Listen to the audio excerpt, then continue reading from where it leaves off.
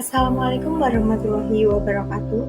Perkenalkan, saya Pristella Felicia Darmawan, mahasiswa program studi gizi Fakultas Psikologi dan Kesehatan Universitas Islam Negeri Wali Songo, Semarang.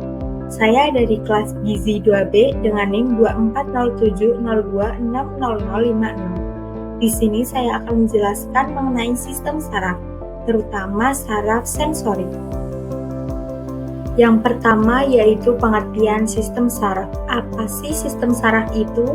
Sistem saraf adalah satu sistem koordinasi yang bertugas untuk menyampaikan rangsangan dari reseptor untuk dideteksi dan direspon oleh tubuh.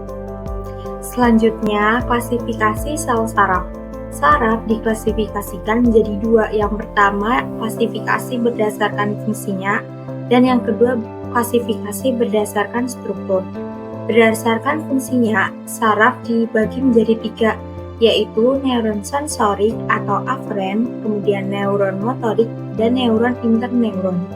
Kemudian yang berdasarkan struktur dibagi menjadi tiga juga, yaitu ada neuron multipolar, neuron bipolar, dan neuron unipolar. Selanjutnya, saya akan menjelaskan mengenai neuron atau saraf sensorik. Pengertian saraf sensorik yaitu sel saraf yang mempunyai fungsi menerima rangsang yang datang kepada tubuh atau panca indera, kemudian menghantarkan impuls atau rangsangan dan meneruskannya ke pusat saraf, yaitu otak dan sumsum tulang belakang. Kemudian fungsi saraf sensorik. Fungsi saraf sensorik ada 5. Yang pertama, berfungsi menerima informasi dari lingkungan seperti suhu, cahaya, suara, dan nyeri. Yang kedua, berfungsi untuk menghantarkan sinyal dari reseptor ke otak dan sumsum tulang belakang. Yang ketiga, berfungsi mengolah informasi, yaitu otak menafsirkan impuls menjadi persepsi, seperti melihat, mendengar, atau merasakan. Yang keempat, berfungsi untuk memicu respons tubuh melalui saraf motorik. Dan yang terakhir yaitu berfungsi membantu koordinasi tubuh melalui informasi sensorik. Selanjutnya, cara kerja saraf sensorik. Yang pertama dimulai dari penerimaan rangsangan. Rangsangan dari lingkungan seperti tekanan, cahaya, suara, bau, atau rasa akan diterima oleh reseptor sensorik pada indera tubuh. Seperti kulit atau mekanoreseptor akan mendeteksi tekanan, suhu, dan nyeri. Kemudian mata atau fotoreseptor akan mendeteksi cahaya. Dan telinga atau mekanoreseptor akan mendeteksi gelombang suara. Kemudian hidung atau kemoreseptor akan mendeteksi bau. Lalu lidah atau kemoreseptor akan mendeteksi rasa. Cara kerja saraf sensorik yang kedua yaitu ketika reseptor sensorik menerima rangsangan, reseptor tersebut mengubahnya menjadi impuls listrik atau disebut sinyal saraf. Kemudian, cara kerja yang ketiga yaitu impuls listrik akan dikirim melalui saraf sensorik menuju sumsum tulang belakang. Lalu, sumsum tulang belakang akan meneruskan impuls ke otak untuk diproses.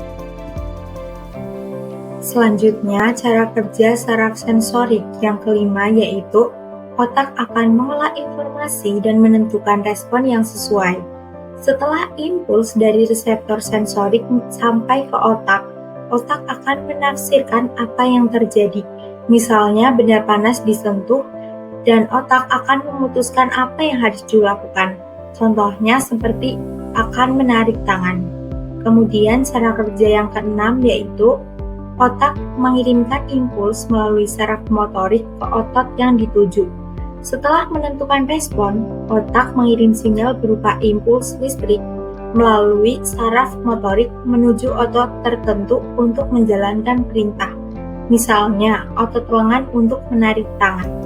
Kemudian cara kerja yang terakhir yaitu otot akan menerima impuls dan melakukan gerakan sesuai perintah otak. Ketika impuls listrik sampai ke otot, otot akan merespon dengan berkontraksi atau bergerak sesuai perintah yang dikirimkan otak. Misalnya, tangan akan menarik menjauhi dari sumber yang panas. Selanjutnya, contoh alur kasus saraf sensorik yaitu ketika menyentuh benda panas. Cara kerjanya yaitu reseptor panas di kulit mendeteksi suhu yang tinggi. Kemudian, impuls listrik dibuat dan dikirimkan melalui neuron sensorik ke sumsum tulang belakang. Kemudian di sumsum tulang belakang, impuls dapat langsung menyebabkan refleks. Contohnya akan menarik tangan dan juga akan diteruskan ke otak. Kemudian otak menerima informasi dan mengidentifikasi rasa sakit dan menguatkan perintah untuk menarik tangan. Kemudian, otak mengirim impuls melalui neuron motorik ke otot tangan untuk menarik tangan dari benda yang panas. Kemudian, gangguan pada sistem saraf.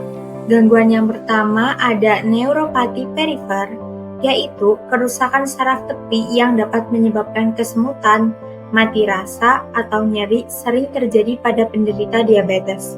Kemudian, ada cedera tulang belakang. Kerusakan pada sumsum tulang belakang yang bisa menyebabkan hilangnya sensasi pada bagian tubuh tertentu. Gangguan yang ketiga yaitu stroke. Jika menyerang bagian otak yang memproses sensorik dapat menyebabkan kehilangan sensasi pada bagian tubuh tertentu.